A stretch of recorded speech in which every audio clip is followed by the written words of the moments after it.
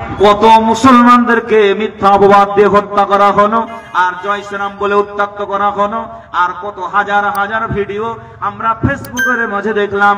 এতগুলো মানুষের ভিতরে একজন মানুষ হাত উঠিয়ে দেখেন, ভারতবর্ষের মাটিতে কোন হিন্দুকে আল্লাহু আকবার বলানো অথবা তাকবীর লিল্লাহি তাকবীর আল্লাহু আকবার বা কালেমা বলা হয়েছে কি? এমন ভিডিও যদি কারো কাছে হাত উঠিয়ে দেখা আছে বলেন?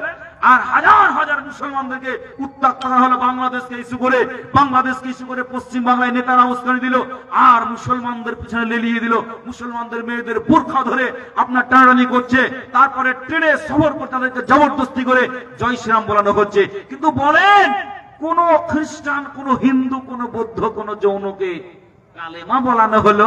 এমন ভিডিও আছে? তাহলে শান্তি ধর্ম ইসলাম নয় তো কি?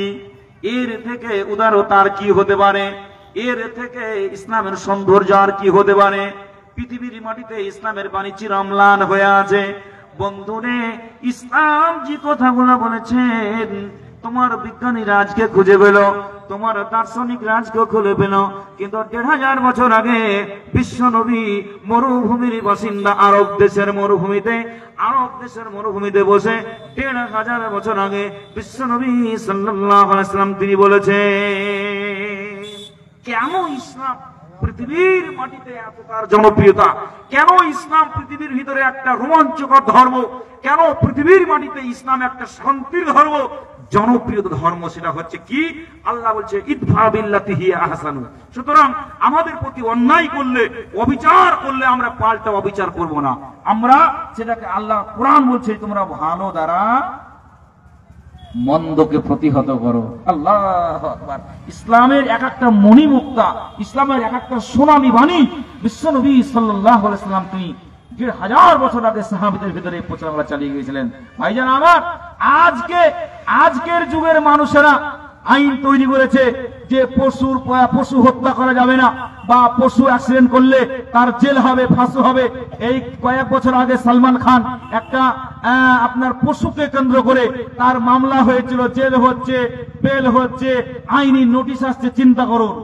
কিন্তু বিশ্বনবী দয়ার নবী শুনলেন, আজ থেকে ১৫০০ বছর আগে আল্লাহ রাসূল সাল্লাল্লাহু আলাইহি ওয়াসাল্লাম তিনি বলেছেন, অন্যায় ভাবে যদি কেউ কোনো পশুকে কষ্ট দেয়, অন্যায় ভাবে যদি কেউ একটা পশুকে আঘাত করে, অন্যায় ভাবে যদি কেউ কোনো পশুকে হত্যা করে, বিশ্ব নবী সাল্লাল্লাহু আলাইহি ওয়াসাল্লাম তিনি বলেছেন ওই ব্যক্তি জান্নাত যেতে পারবে না। একটা পশুর প্রতি দয়া করলেও, আপনারা জানেন যে আজকের যে এই জালসা মহতী সভা, এই জালসার পিছনে একটা মহৎ উদ্দেশ্য লুকিয়ে গেছে। ভাইরা আমার, আজকের যে জালসা, এই জালসার পিছনে একটা মহৎ উদ্দেশ্য লুকিয়ে আছে, সেটা হচ্ছে পিপুল খোলা আল মাহাদুস সালাফের উন্নতি কল্পে জালসা।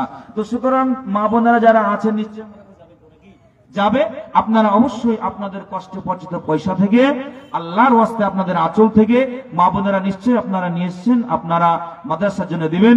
ভাই ও বন্ধুদেরকে বলবো, অবশ্যই আপনাদের জন্য বক্তা আছে এবং আসবে, এবং বলবেন আপনারা মাদ্রাসার জন্য ভাববেন। ইসলামী স্কুলের এবং মাদ্রাসার প্রয়োজন আছে। সুতরাং আপনারা এইরকম একটা দ্বীনী প্রতিষ্ঠানকে, এইরকম একটা ইসলামিক প্রতিষ্ঠানকে, যেখানে সুনাগরিক করে গড়ে তোলা হয়, একটা চরিত্রবান আদর্শবান নাগরিক করে গড়ে তোলা হয়, একটা সচেতন নাগরিক করে গড়ে তোলা হয়, এমন একটা প্রতিষ্ঠানকে আপনারা জিইয়ে রাখবেন, টিকিয়ে রাখার জন্য আপনারা দান করবেন। সুতরাং এখানে কিছু আল্লাহর বান্দারা দান করেছে, আমি তাদের জন্য একটু দোয়া করব। যারা ভাই দাঁড়িয়ে আছেন আপনারা দয়া করে সামনে একটু বসুন। আর যারা ভাবছি আপনারা এখানে বসে আছেন, আপনাদের বসা দেখে মনে হচ্ছে লকডাউনের বসা। বুঝতে পারলেন? লকডাউনে যখন 2020-তে করোনা ভাইরাস হলো, না 2020 দিকে ব্যাপকভাবে রেশনের দোকান, মুদির দোকান, বস্ত্রালয়ের দোকান, মিষ্টান্নের দোকান, ফার্টিলাইজার সব জায়গায় গোল গোল করে দিয়েছিল। দেয়নি বাবজি? দেয়নি? আরে হ্যাঁ বলে না, দেয়নি? গোল করে দেয়নি, চুন দিয়ে, পেন্সিল দিয়ে দেয়নি গো? তো পেন্সিল দিয়ে দেখছে সব মানুষ গোল গোল করে দাঁড়িয়েছে, ওইখানে ওর বাইরে যাওয়া যাবে না। তা আপনারা যেভাবে বসে আছেন, আপনাদের বসার ধরনটা দেখে আমার সেই লকডাউনের কথা মনে পড়ে গেল। তাহলে পিপল খোলায় কি লকডাউন চলছে নাকি? হ্যাঁ জি। যদি আপনাদের যেখানে বসে আছেন ওখানে গোল গোল দাগ থাকে ভাই, তাহলে গোলের ভিতরে থাকেন। যেহেতু সোশ্যাল ডিস্টেন্স যদি কমিটি বলে, তা আমি আর কেন আপনাদেরকে এক জায়গায় হতে বলবো? আর যদি না থাকে তাহলে এটা শীতকালের বসা নাই, জমে জমে বসুন। আল্লাহর কোরআন বলছে ইজা কিলা লাকুম তাফাসসাহু ফিল মাজালিসি ফাফসাহু ইয়াফসাহিল্লাহু লাকুম। জুমে জুমে বসুন, ইনশাআল্লাহ শীতের সময় ভালো লাগবে। আর যারা এখানে আপনারা বসে আছেন, আল্লাহর রাস্তায় ধৈর্য ধরে মহব্বতের সাথে অন্তরের অন্তঃস্থল থেকে আমরা এই মাদ্রাসাকে প্রতিষ্ঠা করে দান করব, ইনশাআল্লাহ তাদের সকলের জন্য দোয়া খায় করব।